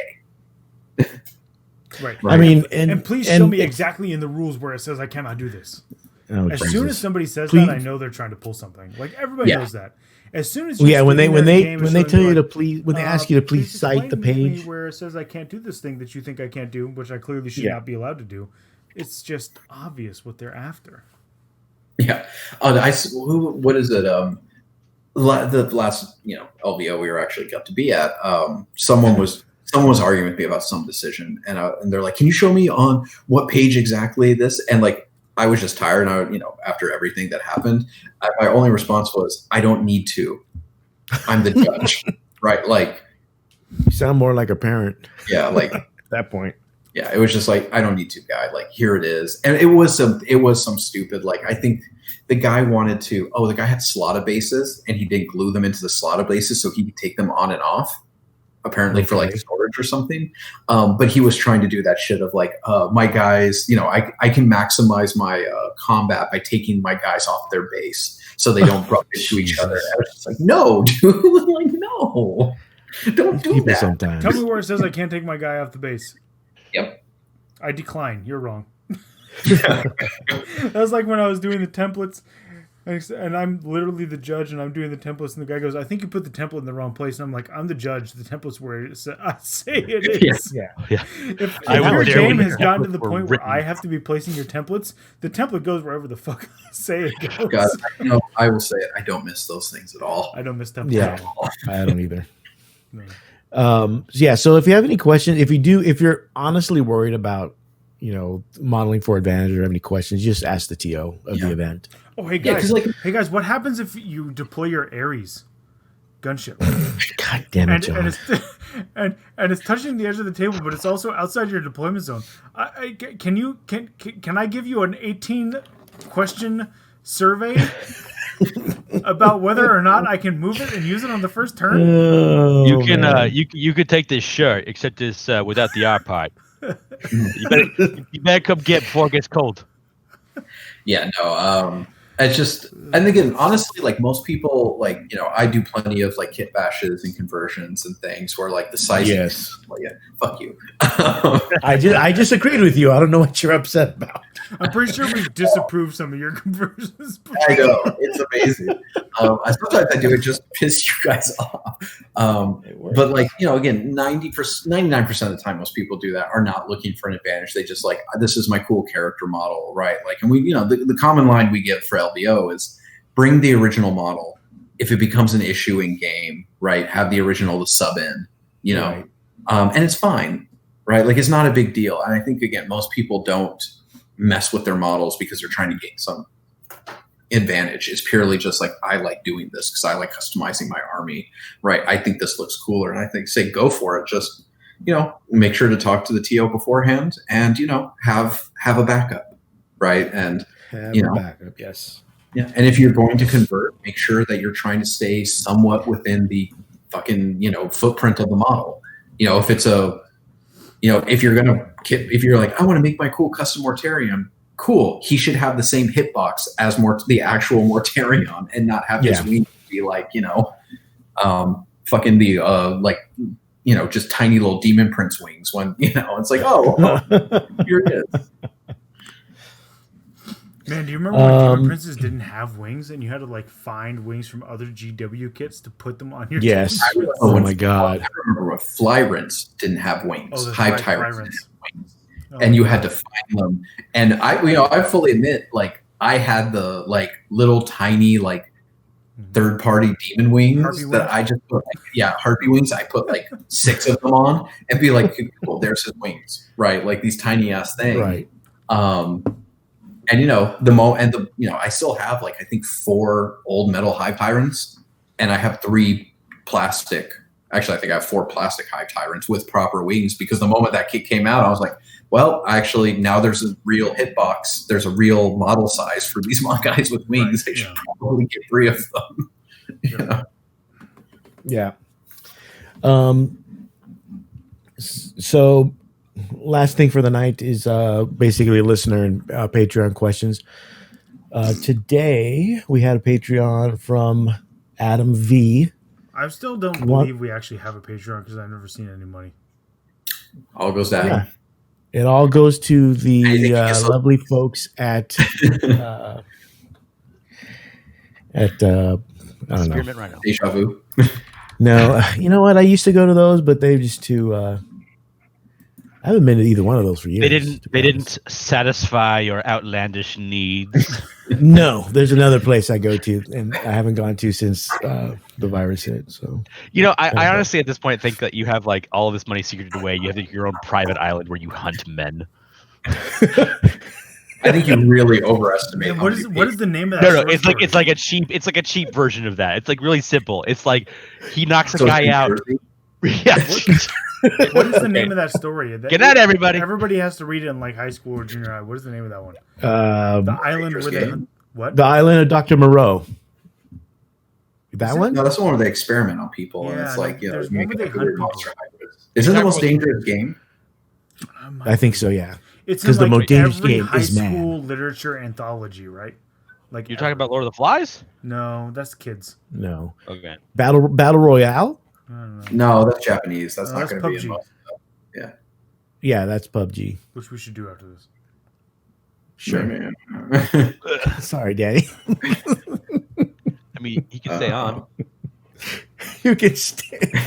Thanks. But Adam, Or if you installed it, you could play too. I'm just saying. Axis of Entropy is asking what's so broken about Morty. That he doesn't die. Yeah, he's just Well, there's a few playing good. new things. Well, first he's T8. Yeah. Yeah. T8's He has 3 warlord traits, and he keeps his 5+ ignore wound. The big thing is the living plague, which actually shuts off any of the enemy's aura abilities, Right. if they're within 3 inches. That one's huge. So if it's whether it's +1 attack, +1 to wound, +1 damage, anything that's from an aura is negated. Right. Can't wait to see the first matches. in charge. Yeah, I know, right? They just basically cancel themselves out. And then I think besides the 3 warlords traits, I believe he can pick. He can at the start of the game he can pick one from the Plague Company warlord traits. Yeah, he can pick Shamble Rot, Feral, was it Ferric Blight, Glooming Bloat, Eater Plague, Sanguis Flux, Drony, Nurgle's Fruit. So he gets basically 4. No, it's not. Yeah, because he has the 3 plus whatever plus whatever Plague Company warlord trait he gets. That's the way I read it. So. Yeah, and he's also disgustingly resilient, so it's like -1 damage. So Yeah, that plus the 5+ Feel No Pain. Yeah, and the 4+ Invul. That's right. But only 3+ armor. Hey, that's how you get him. I think he also still gets the -1 to hit the was it Plague of Flies? Or Plague of whatever. No, he doesn't have Plague of Flies. He has Contagions of Nurgle. Isn't there a psychic ability that's -1 to hit? I think so. I mean, I think if you stack the buffs on him, he just becomes like unkillable. Yeah, It's really access tough. to a rule that limits how much. How much he can take? Yeah, how much damage he can take. I don't think so. I that was something, but maybe I'm misremembering. Nah, that'd be way too much, I think. Yeah, but he's really resilient. And the T8 is a big change because again, a lot like Melta and things like that are 4 pluses, not 3 pluses now. And with the Feel No Pain, the 4+ and Bowl, all the buffs he can stack. Oh, that's what it is. Yeah, the miasma makes a -1 hit. Yeah. But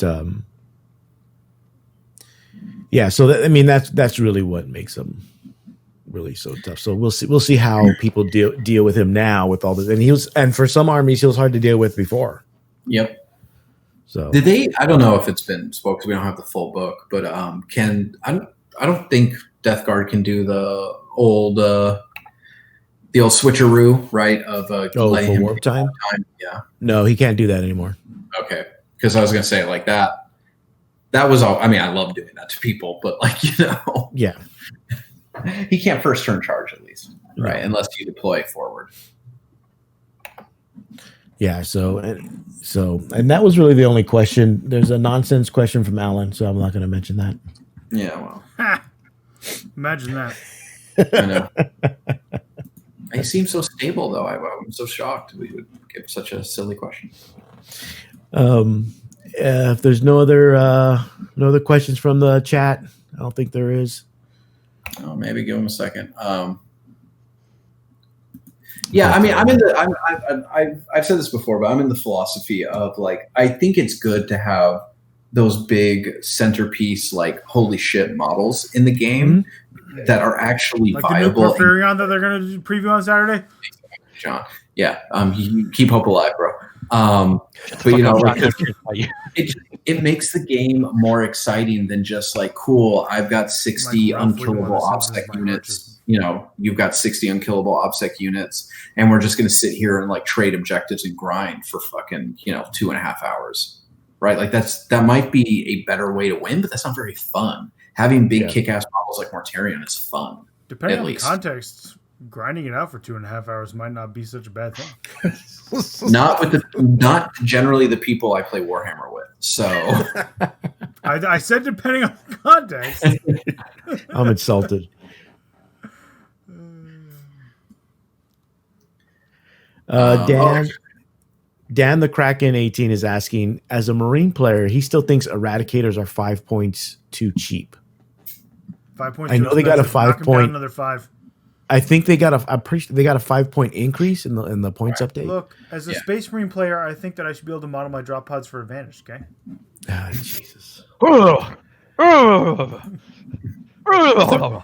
Somebody in that thread later further down, which I did not realize because somebody just tagged me in it, like literally right now, pointing out that somebody alleged that I was being not only whiny but biased, and I'm like, dude, I've had a Space Marine. The Space Marines are the only army I've always owned. Yeah. Yeah, John, as far as I army as long always as I've had, known the Space John, Marines has always had a drop pod or 12. Yes. Yeah. I distinctly remember losing games with you where you rocked said 12 drop pods. Yeah. So, Yeah, I'm I remember biased those. against drop pods and whiny. Yeah, I mean, I don't know. I think Eradicators. I mean, I wouldn't be mad if they suddenly went up 5 more points. Another 5 points. Yeah, especially I in honestly Salamanders think and stuff, they can just murder whatever they want, Yeah. which is problematic. But then again, like this is a game where shit dies. It's always it's been that way since 8th edition. Right? Also, it's a game where a lot of stuff's not out yet, Mhm. and people aren't really playing it. So everybody should give it some time to settle before they start to knee-jerk on everything. Some things are obviously too broken. I don't know if Eradicators will remain one of those things that's like, holy crap, these are terribly broken. Right. Yeah, there was recently a tournament in Australia, I believe, where Slanesh Demons won GT, but it was noted that they didn't play against Space Marines at all. Okay. So I mean, I don't know why that's there's not a little enough people playing different. Space Marines, but whatever. Drop a drop pod door on Morty, 10 mortal wounds. It's in the rules. I mean, I'm for that rule. I'm sure. Was it the Dread Claws that you could aim, and then if it drifted onto something, would cause a bunch of wounds, right? It was when the Charybdis lands, if it landed on somebody, it would cause wounds. I like it. Bring it back. The Dread, because it's a big brick. And this is when it would randomly drift. Yeah, this is when it would used to be able to. We had the whatchamacallit dice, the scatter dice. Oh, all right, R.I.P. And then the Dread Claws, you could, when you flew over people, they did X amount of wounds. That was always or whatever. That's why I had 7 of them in my army, because they're pretty cheap too. But yeah, I'm sure drop pods will cause much more headaches. No, because they're bad. They're not going to cause headaches. Only bad players who are attempting to model for advantage and use them to win games they have no business winning ever are the people who are going to try to bring them and use them. Good night, everybody. You see, the correct adjective wasn't whiny. Ooh. It was salty. Yeah. And I feel like it's like a full circle moment right there. I know, right? Yeah. So on that note, I think we'll call it for the night. Thank you, everybody, for watching. Oh, wait. Scatter dice or templates, which one should return? Ooh, scatter die. Yeah, how do I ban somebody from ever commenting on our Twitch channel? If I had to pick between the two, it would be scatter die. Yeah, templates were just too much of a pain in the ass. Scatter die for sure. I mean, scatter die had its own issue. Fuck themselves. Yeah, joking aside, scatter die templates were terrible. Yeah. Except for the flamer template, that was fun. Especially the giant one. You guys remember the giant one, the Apocalypse one? Yeah, no, fuck that one. Hey, I'm going to spray this right over your guys. Yeah. Remember the weird ass apocalyptic barrage one where it had like the codes of like, if you roll this, that's the template you had to, that's the portion of the template you had. You know who was obsessed with using those in apocalypse games? Chuck, because he thought it was like the most secret, like OP tech of apocalypse ever. And I remember him using it one time. We're like, it didn't hit or do anything, Chuck. And he's like, yeah, but it would have if I'd rolled right. And we're like, are you listening to yourself? He's like, no. This is some brick brain shit. This is some deep tech stuff, okay? Speak not ill of the dead. All right. Well, thank you everybody for listening and watching. Thanks to our sponsors, which we haven't even mentioned, which Danny mentioned briefly. Yeah. One of them is the Shark Tank with hammerheadgames.net. Just visit both on Facebook, especially the Shark Tank, which is the store. He has a very good consignment booth or consignment table. He has a Death Guard army actually up for consignment recently. Hey. Ooh. Just put that up looking for one. Ago. I wouldn't be surprised if it's gone. Probably. But also our other sponsors, Gameology Pasadena, they provided the prizes for the recent haiku contest. And they're our local store that popped up after the passing of Chuck and the closing of our old store. You just go to gameologygames.com and they deliver anywhere. So they have a really good web store. Tom likes the web store a lot, like a lot. Best web store I've ever been to. Like Amazon level par. Like I'm not even. The thing is, Adam heard me like spiel about this once, and he makes a joke of saying that I love this thing. But to be quite honest, I do. I work it up and like. I'm not sure what's true right now. I'm being dead serious. It was one of the most for a small local store, a chain of stores in the California area, just scale wise, one of the most seamless online transactions I've ever done in my entire life. It was so painless, so easy to do. Painful is me being on the show with John. Sorry, that's if you like the web card, why don't you marry it, Tom? Oh God! You know what? I would have were I not already married. And if you go to certain states, it's not a problem. But Gameology is great. Yeah, gameologygames.com. Check out Gameology Pasadena on Facebook. Just look them up. And they'll keep you up to date. Check out the website, like I said, and they'll deliver anywhere, really. And I think that's The moment it. we're allowed to safely gather there, we will. Yes. Yeah. And hopefully have For sure. some stream games or just something to show. Yeah. But I think that's it for tonight. Danny, Maybe any next last time I words? play there, I'll have a brand new Porphyrion Knight I can play with. Oh God, Danny, any? Crashed. Wick. Play games and be nice to each other, please. Tom? It's okay if you start your New Year's resolutions in February. Facts. I think I went like 2 days. That's why I don't make them. Yeah. Well, see, I'm perfect. The world should actually have to make a resolution to me of how it's going to get better. God. John, any last words of wisdom? No. Oh, he wants to talk about the drop pod. He was the. I think I did enough on that subject so far. I saw like the six-chamber idea of wheel. Like the John was like, I should pick one, but I shouldn't say any of it. One for the road. There were at least 150 gears, and I chose 0. Well, again, thank you everybody for listening. Good night and have a pleasant tomorrow. Or not.